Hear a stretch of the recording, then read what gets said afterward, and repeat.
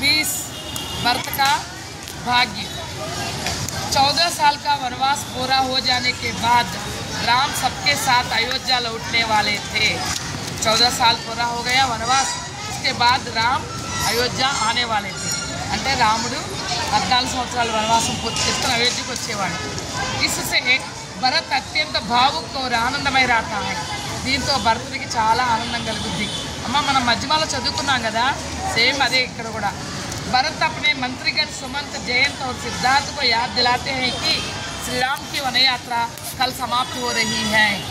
ఈ సేనాపతికి వీళ్ళందరికీ కూడా గుర్తు చేస్తారు భరత్ దేవుని రేపటితో వనవాసం అయిపోతుంది।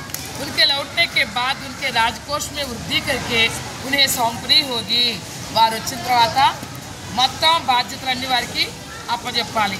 मंत्रीगण के जाने के बाद भरत अपने आप को धिक्कारता है कि उन्हीं के कारण श्री राम को कष्ट भोगना पड़ा। మంత్రిగణ అందరూ వెళ్ళిపోయిన తర్వాత భరతుడు తన్ను తానే తిట్టుకుంటున్నాడు, అయ్యో నా మూలంగానే కదా అన్నకి ఇన్ని కష్టాలు వచ్చినాయి అని। जो पादुकाएं राम के पैरों को जंगल में कांटों से बचा रही थी वे भी अपने कारण श्री राम से दूर हो गई। ఏ పాదుకలు అయితే రాముడిని ముళ్ళు గుచ్చుకోకుండా కాపాడుతున్నాయో నా మూలంగా అవి కూడా దూరం అయిపోయింది। ఎందుకని ఆ పాదుకలు తెచ్చి సింహాసనం మీద పెట్టుకున్నాడు అందుకని। जो नेक्स्ट जब वह आत्मग्लानि से परेशान हो रहा था तब उनकी पत्नी मांडवी उन्हें समझाती है। ఎప్పుడైతే అతను ఆత్మగ్లానితో చాలా పాపం అలా బాధపడుతూ ఉన్నాడో, తన తప్పు తను గురించి బాధపడుతున్నాడో అప్పుడు उनकी पत्नी मांडवी उन्हें समझाती है। भरत की पत्नी कौन है? मांडवी। मांडवी అలా కాదు ఇలా కాదని కొంచెం చెప్తుందన్నమాట। भरत श्री राम के आने की सूचना ना मिलने के कारण चिंतित रहता है। అయ్యో ఇంతవరకు అన్న వస్తాడు అనేది తెలియట్లేదే అని చెప్పి చాలా బాధపడతాడు। उनकी चिंता को देखकर मांडवी भरत से रात को देखे स्वप्न के बारे में बताती है। ఆయన దిగులు పడుతుంటే మాండవి నాకు కల వచ్చిందండి రాత్రి అని చెప్పి కల గురించి చెప్తుంది। स्वप्न को सुनने के बाद भरत कहता है कि उस स्वप्न श्री राम के आने की बात को सूचित करता है। స్వప్నం అంతా అయిన తర్వాత భరతుడు అంటాడు, నిజమే నీ కళ శ్రీరాముడు రావడాన్ని సూచిస్తుంది। నెక్స్ట్ यह सुनकर मांडवी कहती है कि श्री राम अवश्य लौटकर आएंगे। శ్రీరాముడు తప్పనిసరిగా తిరిగి వస్తాడు। भरत मन ही मन यह निश्चय कर लेता है कि श्री राम वनवास पूरा करके वापस लौट नहीं आएंगे तो अपने जीवन को समाप्त कर लेगा। పాపం భరతుడు ఏమనుకున్నాడు, శ్రీరాముడు కనుక తిరిగి రాకపోతే నన్ను నేను అర్పించేసుకుంటాను అంటే నేను చనిపోతాను అని చెప్పుకున్నాడు। श्री हनुमान दूत बनकर आता है। कौन आता है बच्चों? हनुमान। और भरत को यह संदेश देता है कि श्री राम रावण को मारकर भगवती सीता और लक्ष्मण के साथ अयोध्या लौट रहे हैं। భరతుడు ఏమని సందేశం ఇస్తాడంటే శ్రీరాముడు రావణాసుడిని చంపేసి భగవతి సీత और लक्ष्मण के साथ సీత భార్య సీత మరియు లక్ష్మణ్తో తిరిగి వస్తున్నాడు। यह सुनकर भरत आनंद विभोर हो मूर्छित हो जाता है। వినగానే భరతుడు ఆనందంతో మూర్ఛితులైపోతాడు, మనసులో తప్పుతాడు। कोष में आने के बाद भरत मांडवी से कहता है कि सभी माताओं को यह समाचार देना है कि श्री राम 14 वर्ष की वन यात्रा समाप्त करके लौट रहे हैं। గృహలోకి రాగానే భరతుడు మాండవిని పిలిచి ఏం చెప్తాడు,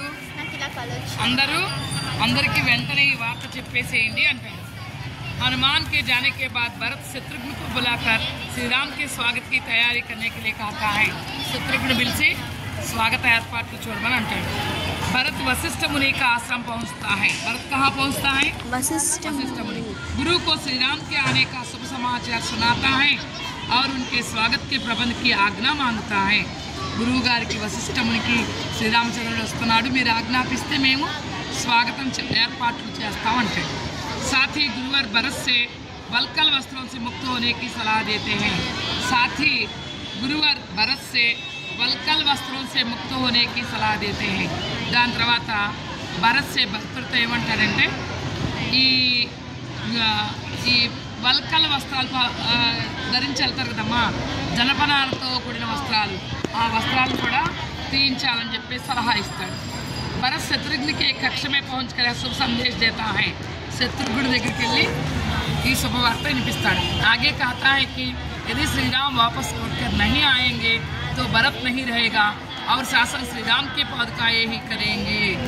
శ్రీరామచంద్రుడు తిరిగి రాకపోతే ఈ భరతుడు ఉండడు, మళ్ళీ రాజ్యాన్ని శ్రీరామచంద్రుడు పాదుకలే చేస్తాయి అని చెప్తారు। फिर शत्रुघ्न को मार्गदर्शन देता है कि श्री राम का स्वागत किस तरह से किया जाना चाहिए, మళ్ళీ శ్రీరామచంద్రుడిని ఎలా ఆహ్వానించాలో చెప్తూ ఉంటాడు। नंदीग्राम में कहा, नंदीग्राम में भरत शत्रुघ्न तथा सभी जन अपने अपने स्थान पर बैठे हैं। నందిగ్రామంలో భరతుడు శత్రుఘ్నుడు అందరూ తమ తమ ప్లేసుల్లో కూర్చున్నారు। तब पुष्पक विमान की आवाज़ सुनाई पड़ती है, अपने पुष्पक विमान मौत विनिपिस्तदे। विमान से श्री राम, सीता और लक्ष्मण उतर कर आते हैं। विमान से कौन आते हैं? श्री राम, सीता और लक्ष्मण। भरत राम के चरणों में गिर पड़ता है। रागाने भरतुడు రాముడి కాళ్ళ మీద పడిపోతాడు। भरत ऊपर उठाते हुए श्री राम कहते हैं कि उसका शरीर शुष्क हो गया है। భరతుని దగ్గర తీసుకుని శరీరం చాలా చిక్కిపోయింది, నువ్వేంటి ఇలా సన్నగా అయిపోయి। भरत पादुकाओं को श्री राम के चरणों में समर्पित करता है। भरतुడు ఆ పాదుకలు శ్రీరామచంద్రుడికి సమర్పిస్తాడు। श्री राम भरत से यह कहते हैं कि भरत ने लोकवेद की मर्यादा रखी है। శ్రీరాముడు భరతుడితో అంటాడు, లోక మర్యాదను కాపాడావు నువ్వు। आगे राम कहते हैं, भरत के प्रेम की विजय की स्मृति में यह दिन चिरस्मरणीय होगा। భరతుడి యొక్క ప్రేమ ఎంత ప్రేమ ఉందో ఆ ప్రేమతో ఈరోజు చిరస్మరణీయమైపోద్ది। महाराज रामचंद्र की जय हो, महाराज रामचंद्र की जय। शंखों की ध्वनि और तुरहियों के भजन के कोलाहल के साथ पर्दा गिरता है। శంఖ గల మోత తర్వాత ఈ అంటే మృదంగ నాదాలు అవన్నీ స్వాగతంతో ఎన్ని ఊతున్నారు కదా, వాటి ఎన్ని కోలాహలం మధ్య పర్దా పడిపోతుంది। అంటే ఇది ఒక నాటకం। नाटक का नाम क्या है? एकांकी का नाम क्या है? भरत का भाग्य। भरत का भाग्य एकांकी श्री राम कुमार वर्मा ने लिखा। किसने लिखा? श्री राम कुमार वर्मा। यहाँ पुरुष पात्र देखिए बच्चों, श्री राम, भरत, शत्रुघ्न, वशिष्ठ, सुमंत, जयंत, सिद्धार्थ। सुमंत, जयंत, सिद्धार्थ मंत्रीगण हैं। हनुमान श्री राम के भक्त हैं। उसके बाद स्त्री पात्र देखिए, कौशल्या, मांडवी। मांडवी कौन है? भरत की पत्नी। कौशल्या कौन है? श्री राम की माता। श्री राम की माता। श्री राम अयोध्या के महाराजा। भरत और शत्रुघ्न श्री राम के भाई। वशिष्ठ महर्षि। समझ में आया बच्चों? अच्छा बच्चों, धन्यवाद।